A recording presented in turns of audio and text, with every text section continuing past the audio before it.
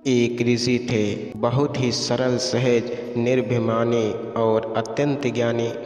दूर दूर से लोग उनके पास शिक्षा प्राप्त करने आते थे।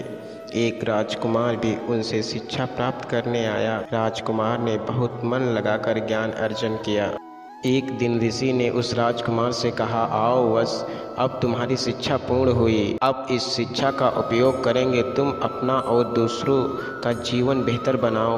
राजकुमार ने जब उन्हें गुरुदक्षिणा देनी चाही तो गुरु ने कहा, अगर तुम मुझे गुरुदक्षिणा देना ही चाहते हो तो वह चीज लाओ जो पूर्णता व्यर्थ हो। उस राजकुमार ने मन ही मन सोचा, गुरु अगर मांगते तो मैं उन्हें कुछ भी दे सकता था। ये गुरु ने क्या मांग लिया? ये तो बिल्कुल आसान चीज़ है भेंट में देने को। आसपास कितना कुछ व्यर्थ है, मैं तो कुछ भी गुरु को दे सकता हूँ। ये सोचकर उसने जैसे ही मिट्टी उठाने के लिए हाथ बढ़ाया तो मिट्टी बोल उठी, ठहर मनुष्य, यह क्या कर रहा है? तू मुझे व्यर्थ समझता है? तेरे खाने पीने से लेकर बहुमूल्य धातुएं और ऐसी अनेक वस्तुएं क्या मुझी में से उत्पन्न नहीं होती? ये विविध रंग, रूप, रस, गंध क्या मुझसे ही उत्पन्न नहीं होते? मिट्टी की बात सुनकर राजकुमार सोच में पड़ गया और फिर वो आगे बढ़ गया। वो थोड़ी ही दूर गया था कि उसने देखा कि एक स्थान पर गंदगी का ढेर लगा है। राजकुमार को लगा, इससे व्यर्थ तो कुछ भी और नहीं है।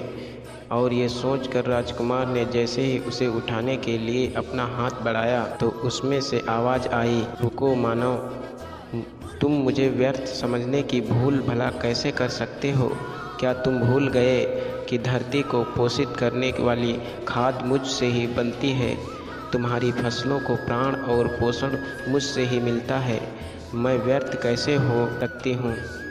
युवक अब सोच में पड़ गया और मन ही मन मुस्कुराने लगा। गुरु का दिया हुआ आखिरी सबक और उसे समझ आ चुका था कि व्यर्थ और तुच्छ तो वह है जो दूसरों को व्यर्थ और तुच्छ समझता है, और वह अहंकार के सिवा और क्या हो सकता है।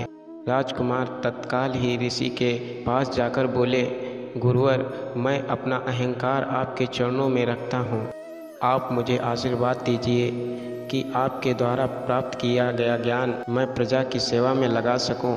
गुरु बहुत प्रसन्न हुए क्योंकि उनके शिष्य की शिक्षा अब सही मानों में सार्थक हो चुकी थी। तो याद रखें कि इस धरती पर कुछ भी व्यर्थ नहीं है। अगर कुछ व्यर्थ है तो मनुष्य का अहंकार जो उसके भीतर होता है, जिसकी वजह से क्या अच्छा है क्या बुरा ये समझने में भी मनुष्य असमर्थ हो जाता है। इसलिए सबसे पहले अपने भीतर से अहंकार को निकालें।